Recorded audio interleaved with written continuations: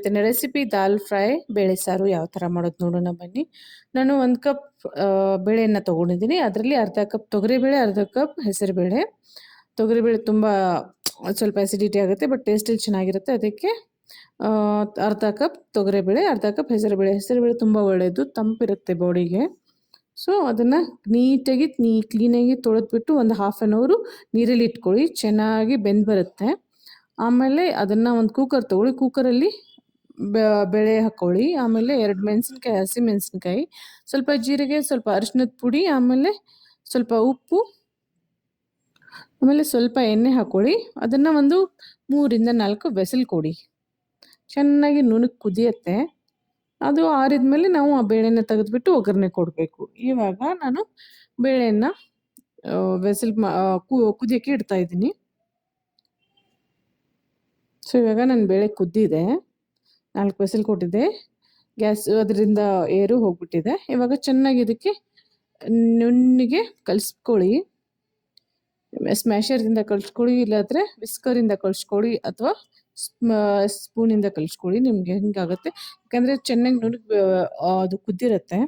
ಇವಾಗ ಒಂದು ಬಾಣಲಿ ತೊಗೊಳ್ತಾ ಇದ್ದೀನಿ. ಇದರಲ್ಲಿ ನಾನು ಈರುಳ್ಳಿ ಫ್ರೈ ಮಾಡಿದ್ದೆ, ಅದೇ ಎಣ್ಣೆ ಉಳಿದಿದೆ, ಅದನ್ನೇ ಯೂಸ್ ಮಾಡ್ತಾ ಇರೋದು. 1-2 ಸ್ಪೂನ್ ಇದೆ, ಟೀ ಸ್ಪೂನು.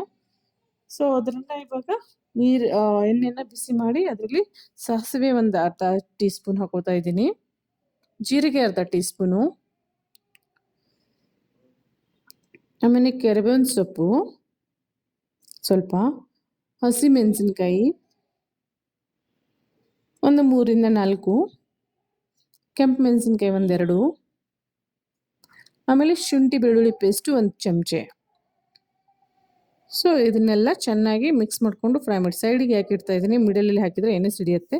ಸೊ ಸೈಡಿಂದ ಸ್ವಲ್ಪ ಒಳಗಡೆ ಹೋಗ್ಬಿಟ್ಟು ಅದು ಫ್ರೈ ಆಗುತ್ತೆ. ಆಮೇಲೆ ಚೆನ್ನಾಗೆಲ್ಲ ಮಿಕ್ಸ್ ಮಾಡ್ಬೋದು ಅಂತ ಆ ಥರ ಇಟ್ಕೊಂಡೆ. ಇವಾಗ ಈರುಳ್ಳಿ ಚೆನ್ನಾಗಿ ಕಟ್ ಮಾಡಿರೋದು ಒಂದು, ಇದನ್ನೆಲ್ಲ ಚೆನ್ನಾಗಿ ಮಿಕ್ಸ್ ಮಾಡಿ ಫ್ರೈ ಮಾಡ್ಕೊಳ್ಳಿ.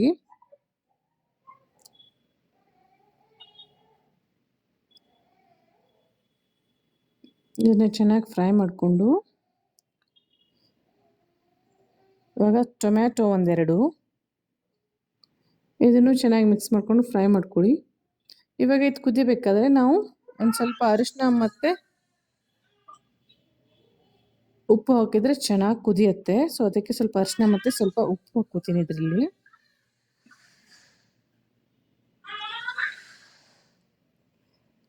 ಸಾಫ್ಟಾಗಿ ಫ್ರೈ ಆಗಿಬಿಡುತ್ತೆ.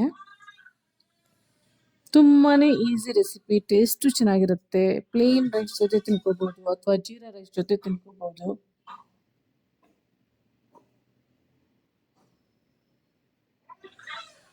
ಸೊ ಚೆನ್ನಾಗಿ ಫ್ರೈ ಮಾಡ್ಕೊಳ್ಳಿ. ಸೊ ಇವಾಗ ಚೆನ್ನಾಗಿ ನುಣ್ಣಗಾಗಿ ಬೆಂದಿದೆ. ಸೊ ಇದರಲ್ಲಿ ನಮಗೆ ಬೇಕಾದರೆ ಇನ್ನೊಂದು ಸ್ವಲ್ಪ ಅರಿಶಿನ, ಆಮೇಲೆ ಕೆಂಪು ಮೆಣಸಿನ್ಕಾಯಿ ಒಂದು 2-3 ಚಮಚ ಚಿಕ್ಕದು ಹಾಕ್ಕೊಂಡ್ರೆ ಸಾಕು, ಇಲ್ಲಾಂದರೆ ಸ್ಕಿಪ್ ಮಾಡ್ಕೊಳ್ಳಿ. ನಿಮಗೆ ಖಾರ ಎಷ್ಟು ಬೇಕೋ ಅಷ್ಟು ಹಾಕ್ಕೊಳ್ಳಿ. ಸೊ ಎಲ್ಲ ಚೆನ್ನಾಗಿ ಮಿಕ್ಸ್ ಮಾಡ್ಕೊಳ್ಳಿ, 1 ನಿಮಿಷ ಬಿಟ್ಬಿಡಿ. ಇವಾಗ ಚೆನ್ನಾಗಿ ಬೆಂದಿದೆ. ಇದರಲ್ಲಿ ಇವಾಗ ನಾವು ದಾಲ್ ರೆಡಿ ಮಾಡ್ಕೊಂಡಿದ್ದೀವಲ್ಲ ಅದನ್ನು ಹಾಕಬೇಕು. ಸೊ ಚೆನ್ನಾಗಿ ನುಣ್ಣಗೆ ದಾಲ್ ರೆಡಿ ಮಾಡ್ಕೊಂಡಿದ್ದೀವಿ, ಚೆನ್ನಾಗಿ ಇದರಲ್ಲಿ ಮಿಕ್ಸ್ ಮಾಡ್ಕೊಳ್ಳಿ. ತುಂಬಾ ಈಸಿ ರೆಸಿಪಿ, ತುಂಬಾ ಟೇಸ್ಟಿಯಾಗಿರುತ್ತೆ. ಆಮೇಲೆ ಪ್ಲೇನ್ ರೈಸ್ ಜೊತೆ ಆಗಲಿ, ಜೀರಾ ರೈಸ್ ಜೊತೆ ತಿನ್ಕೋಬೋದು, ಅಥವಾ ಈವನ್ ಚಪಾತಿ ಜೊತೆ ಅಥವಾ ಪುಲ್ಕ ಜೊತೆನೂ ತಿನ್ಕೋಬೋದು. ತುಂಬ ಚೆನ್ನಾಗಿರುತ್ತೆ. ಚಪಾತಿ ಪುಲ್ಕ ಜೊತೆ ಬೇಕಾದರೆ ಸ್ವಲ್ಪ ಗಟ್ಟಿ ಮಾಡ್ಕೊಳ್ಳಿ ಅಷ್ಟೇ, ಯಾಕಂದರೆ ಅದು ಇಟ್ಕೊಂಡು ತಿನ್ನಬೇಕಲ್ವಾ. ಸೊ ಅದು ತುಂಬ ತಿಳಿಯಿದ್ರೆ ತಿನ್ನೋಕ್ಕಾಗಲ್ಲ. ಇಲ್ಲಾಂದರೆ ಹಾಗೆ ಡಯಟ್ ಮಾಡೋರು ಸ್ವಲ್ಪ ಎಣ್ಣೆ ಕಮ್ಮಿ ಹಾಕ್ಕೊಂಡು ನೈಟ್ ಡಿನ್ನರ್ಗೆ ಯೂಸ್ ಮಾಡ್ಕೋಬೋದು. ಸೊ ಒಂದು ಕುದಿ ಕೊಡಿ. ಆಮೇಲೆ ಇವಾಗ ನಮ್ಮ ದಾಲ್ ಫ್ರೈ ಆಗಲೇ ಬೇಳೆ ಸಾರು ರೆಡಿ ಇದೆ. ಇವಾಗ ಫ್ಲೇಮನ್ನು ಆಫ್ ಮಾಡಿ ಕೊತ್ತಂಬರಿ ಸೊಪ್ಪನ್ನ ಮಿಕ್ಸ್ ಮಾಡ್ಕೊಳ್ಳಿ. ನಮ್ಮ ಬಿಸಿ ಬಿಸಿ ದಾಲು ಇವಾಗ ಸವಿಯಲು ರೆಡಿ. ತುಂಬಾ ಚೆನ್ನಾಗಿರುತ್ತೆ, ಈಸಿ ರೆಸಿಪಿ, ಎಲ್ಲರೂ ಮನೆಯಲ್ಲಿ ಆರಾಮಾಗಿ ಮಾಡ್ಬೋದು.